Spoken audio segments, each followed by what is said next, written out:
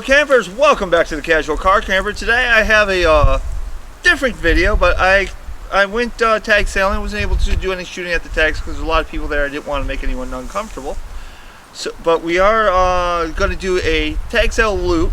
So all this stuff cost me under $35, and most of it was in fairly good shape or like new. So let's take a look at it and give it a good test, because I did not bring this up to test some of these. So first we're going to start with a Coleman Pro Cat. This is a portable catalytic heater with a fan built in. So according to the box, it takes batteries, which apparently are D cells. There are none in here, so I'll have to purchase some. What I'll probably end up doing is purchasing some solar powered D cells or some rechargeable D cells, so I could actually rig this up to work off my solar kit. It also has a built-in igniter, which looks like a piezo igniter, so it doesn't require the battery to start, and 3000 BTUs. Let's just fire her up.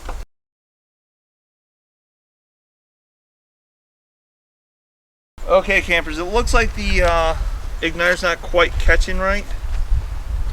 So what we're going to do is I turned it to the off position, and we're going to pull out our grill lighter. Get that. Then we're going to move this to the light position.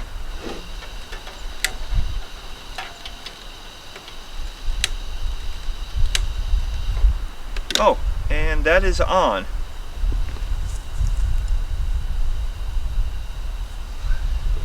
Going to move that to the on position.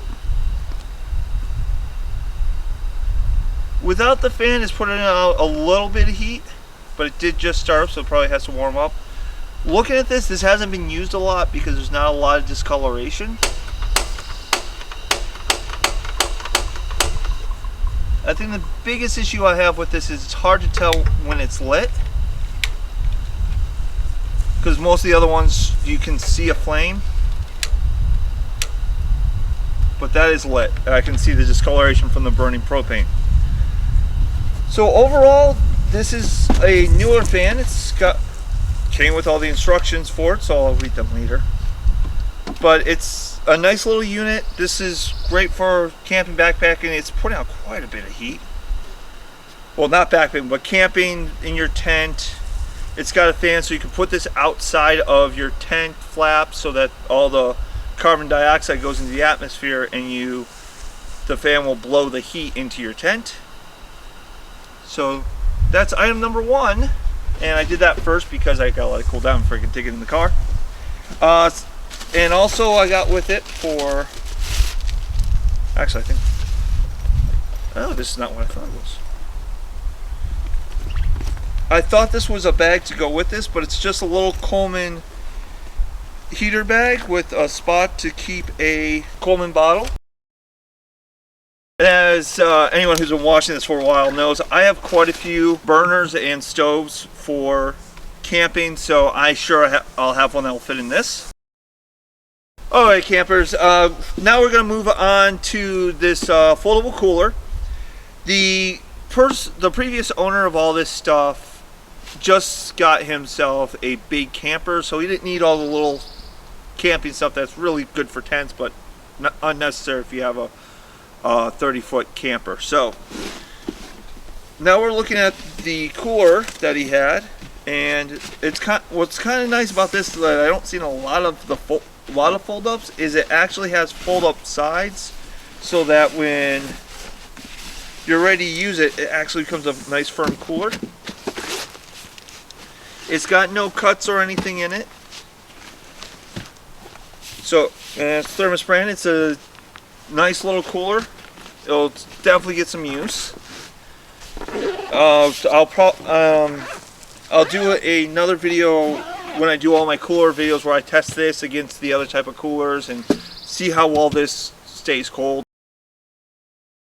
Got a little toolbox, and the real reason I'm pulling this out is he actually had two knives.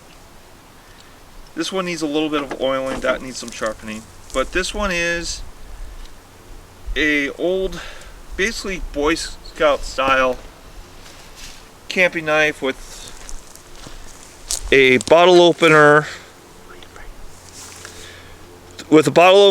a small fork, a little cutting knife that could use some sharpening and some TLC, and a spoon. And I have this stuff to get all the rust and everything off these. A little bit of, it looks like someone's cut into it. I don't know what these cuts into it are for. That's interesting. But a little bit of cleaning up, and it'd be very nice to add to my camp kit. Or to my knife collection. I collect knives as well as do for camping. So this I'll clean it up, and this might go in as a spare. Or if I decide to do some backpacking, I can use this for backpacking because it's got everything you need to eat in a nice compact. And the last little item from my adventures is a homemade knife. It's actually made from a file, which is actually a time honored tradition. A lot of craftsmen going back hundreds of years would take old files when they were no longer usable as a file because they would just be worn out, and they would grind them down into a knife edge. And this one needs a little bit of TLC on the blade, but the advantage of this is good hardened steel. It'll last a long time. Once I get an edge on it, it'll hold that edge really well. And this is Brian saw something cool. If you see something like this at a tag sale, I would pick it up because you know it's going to be good quality steel because it's from a file. Files have to be good, heavy, sturdy steel. And it's actually got some character and it's got some history to it. Very, very last thing, but not least, is he was also selling a complete Victorinox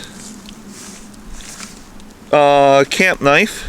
And this is kind of a model I haven't seen before because it's got 3 specialty or bits, and looks like this one has both 2 sizes of Phillips head, and then it's got another Phillips head and a flat head, and a torque and a smaller torque. So this is kind of a cool little knife, and it was a decent price, so I picked it up. And again, a lot of times, this was $20, but I picked up so much stuff. He gave me a deal on the knife, or actually just charged me for the knife and the heater, and everything else was free. So a lot of times you can haggle at a fair, especially at a tag sale, especially if you're buying a lot of stuff.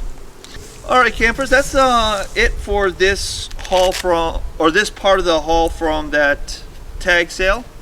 I also got 2 camping coffee pots. I'm going to take and show you how to clean those because they are well loved and they need a little bit of TLC.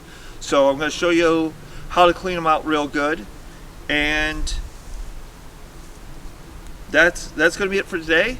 As always, thank you for watching, and if you have any questions, comments, or concerns, please leave a comment down below, or you can contact me directly on Facebook, The Casual Car Camper on Facebook. The link is in the description below. And remember, as always, as long as you're having fun, you're doing camping right.